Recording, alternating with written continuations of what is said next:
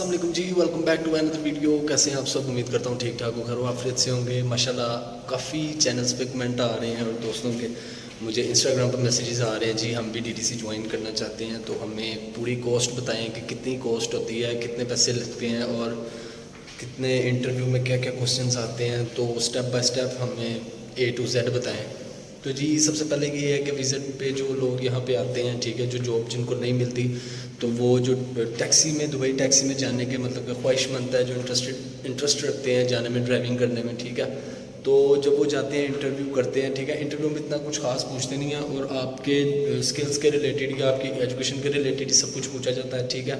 और उसके बाद जब आप इंटरव्यू क्लियर करते हैं, फिर रोलिंग्स का टेस्ट होता है, उसकी फ़ीस आती है 220 दिरहम, ठीक है। वो अल्लाह ना करे अगर कोई रह जाता है तो फिर उसको दोबारा 220 दिरहम फ़ीस पे करके फिर वो टेस्ट क्लियर करना पड़ता है।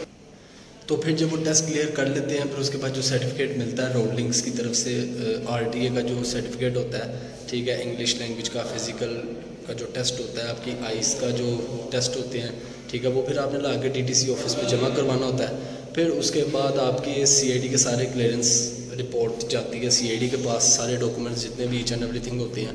फिर वहाँ से आपकी जब क्लियरेंस रिपोर्ट आएगी, आते आते महीना 1.5-2 महीने लग जाते हैं, ठीक है ना। और किसी किसी का तो 3 महीने भी लग जाते हैं। सिर्फ एक यही पीरियड होता है, यही मरहला होता है जिसको क्लियर करना होता है, ठीक है ना।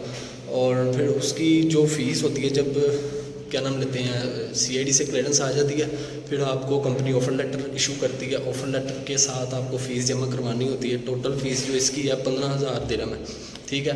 तो एडवांस आपको देना होता है 3100-3200 समथिंग देना होता है, ठीक है ना। फिर उसके बाद जब आप अपनी जॉब पे स्टैंड हो जाते हैं, फिर जब आपको गाड़ी मिल जाती है, फिर आपको हर महीने 500-500 करके डिडक्ट करवाना होता है, ठीक है ना।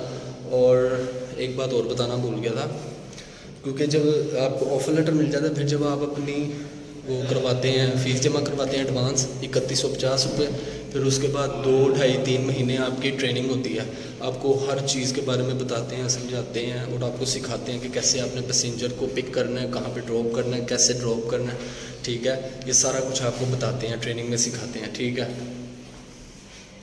और वो लोग जो मुझसे बार बार पूछ रहे थे कि हमारे पास UAE का लाइसेंस है, तो हम दुबई में ही हैं, हमें बताएं हम कैसे अप्लाई करें, हमें एड्रेस वगैरह बताएं कि इनका ऑफ़िस कहाँ है, इनका फ्रेंचाइज़ जो है, इनकी फ्रेंचाइज़ कहाँ है।